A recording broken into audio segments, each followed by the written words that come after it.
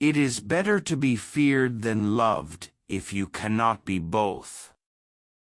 If an injury has to be done to a man, it should be so severe that his vengeance need not be feared.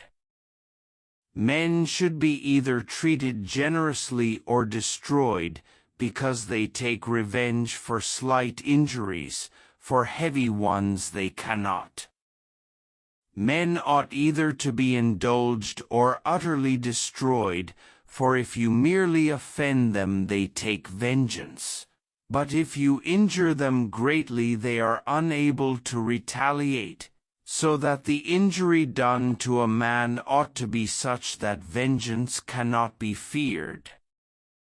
The promise given was a necessity of the past. The word broken is a necessity of the present. There are three kinds of intelligence. One kind understands things for itself, the other appreciates what others can understand, the third understands neither for itself nor through others. This first kind is excellent, the second good, and the third kind useless.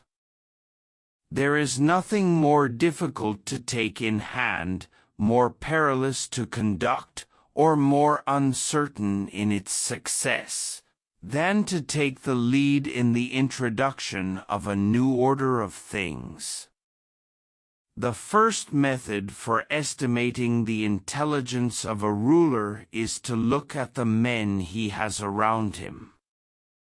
Severities should be dealt out all at once, so that their suddenness may give less offense. Benefits ought to be handed out drop by drop, so that they may be relished the more. One who deceives will always find those who allow themselves to be deceived. Men rise from one ambition to another. First, they seek to secure themselves against attack, and then they attack others.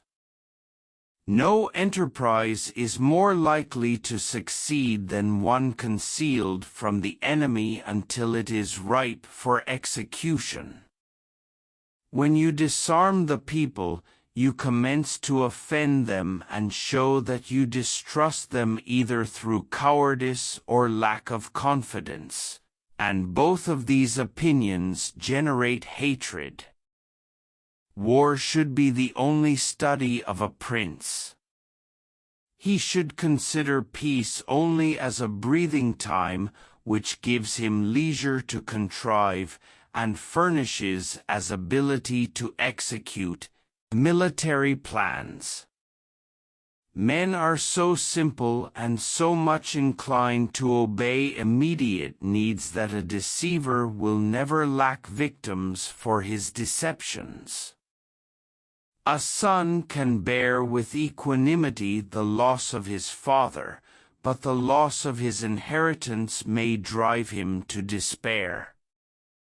God is not willing to do everything, and thus take away our free will and that share of glory which belongs to us. It is necessary for him who lays out a state and arranges laws for it to presuppose that all men are evil, and that they are always going to act according to the wickedness of their spirits whenever they have free scope. For among other evils caused by being disarmed, it renders you contemptible, which is one of those disgraceful things which a prince must guard against. The distinction between children and adults, while probably useful for some purposes, is at bottom a specious one, I feel. There are only individual egos, crazy for love. Whoever conquers a free town and does not demolish it commits a great error and may expect to be ruined himself. The main foundations of every state, new states as well as ancient or composite ones, are good laws and good arms. You cannot have good laws without good arms, and where there are good arms, good laws inevitably follow. To understand the nature of the people, one must be a prince, and to understand the nature of the prince, one must be of the people.